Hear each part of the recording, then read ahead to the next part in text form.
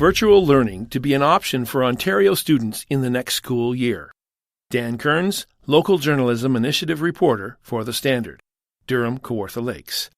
Parents will have the option to enroll their children in virtual learning during the 2021 to 2022 school year. On Tuesday, May 4th, Ontario Education Minister Stephen Lecce provided an update on the current and upcoming school years, including whether virtual learning will be offered this September. What I can confirm to you is we are ensuring every board in Ontario will provide that choice of a virtual learning experience, and we've asked them to provide more time to parents to make that choice, Minister Lecce said. However, the government did not confirm whether it would be possible for students to return to in-person classes during this current school year. We're going to follow the advice of the Chief Medical Officer of Health. His position has not changed on this matter. But obviously, as soon as more information becomes apparent to the province, we will communicate it, so families know what is happening, Minister Lecce explained. The Durham District School Board, DDSB, had previously announced they would be offering a virtual learning option for the upcoming school year.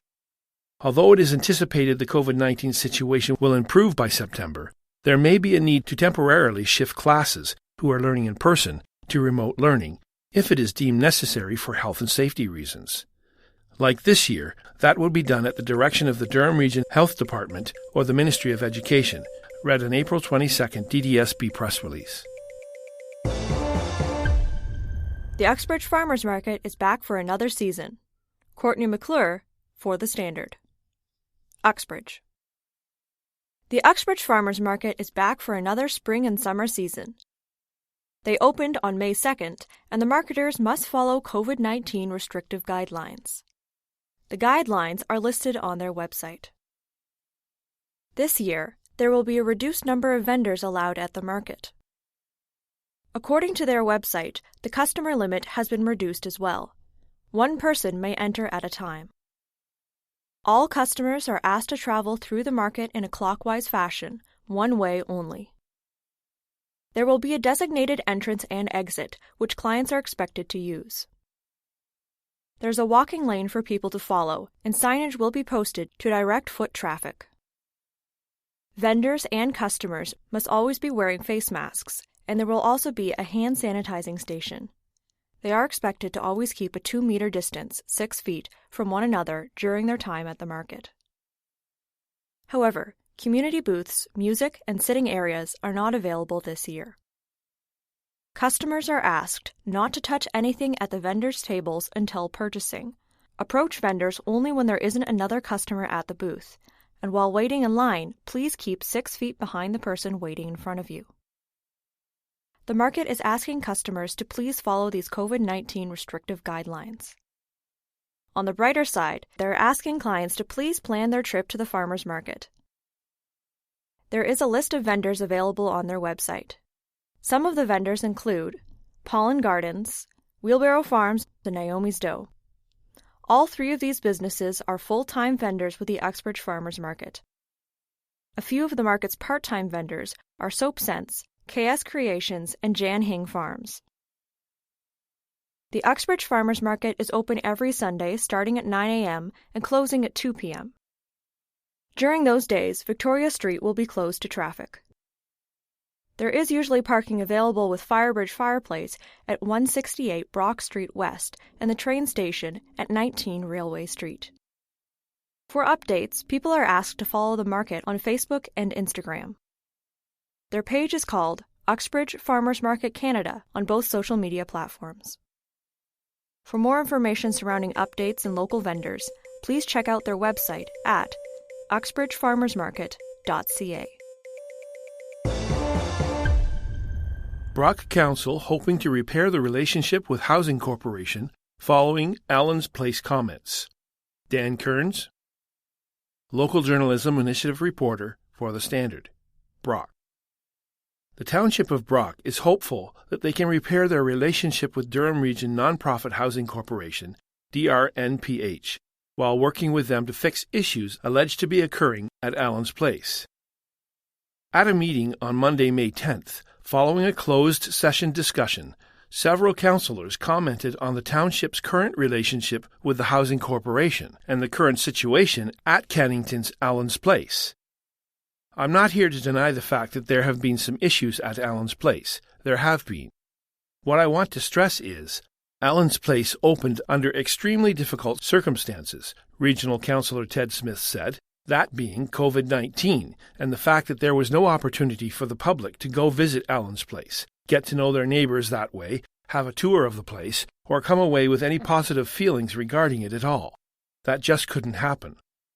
Councillor Smith called Allan's Place a great facility and said Durham Region non-profit housing would have had difficulties dealing with certain issues in this pandemic. Due to provincial regulations, there was no opportunity for anyone to be evicted, Councillor Smith explained. The regional councillor called for more respectful discussions over issues going forward. I think we need to be more careful and more respectful, he said. Councillor Smith speculated if things worsen, DRNPH could move out of Brock Township. Durham Region non-profit housing could say, "Okay, Brock Township, if you don't trust us or don't appreciate the fact that we're providing housing in this location and 4 other locations, maybe we'll divest, sell those facilities into the private sector." Ward 5 Councillor Lynn Campbell was also concerned about the township's relationship with this housing organization.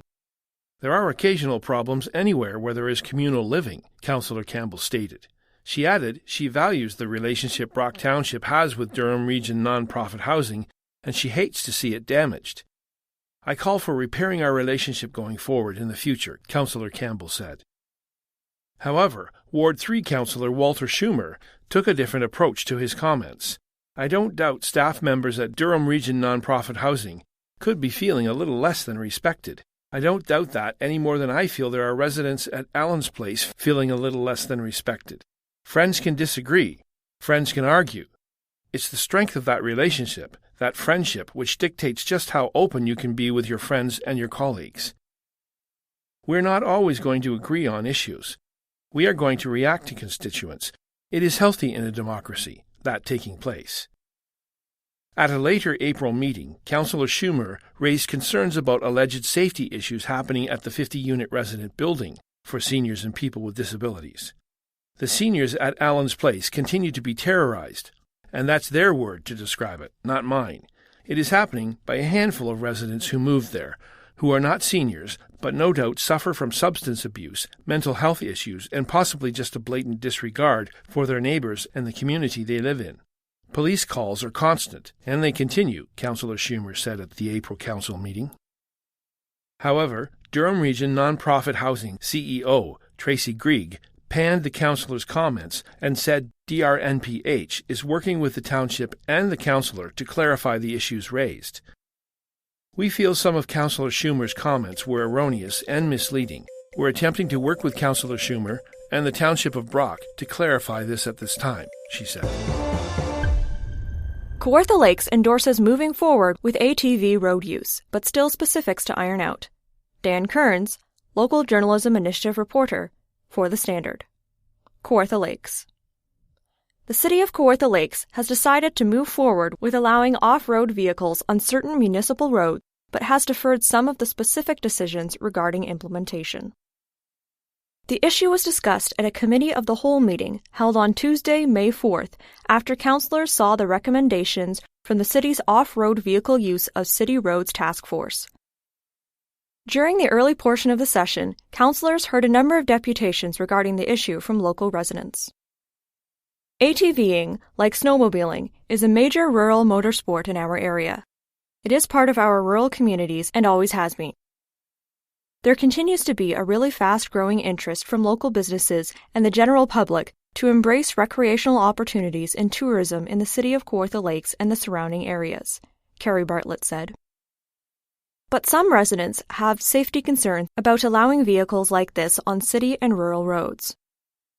Safety is by far the most important consideration.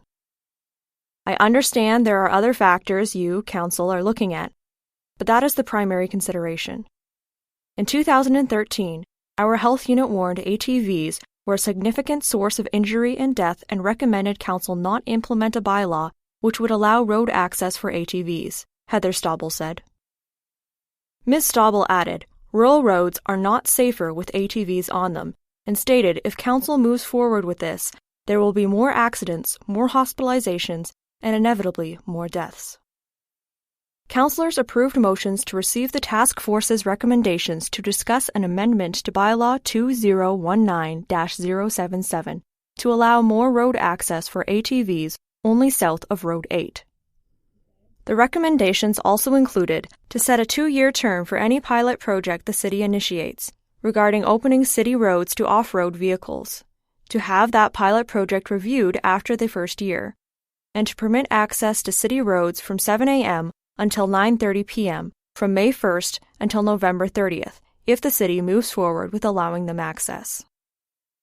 However, Council also voted to refer the issues of the use of off-road vehicles on rural roads and specific road linkage leading from Bethany Trailhead to the Ganaraska Forest back to the task force for review in September.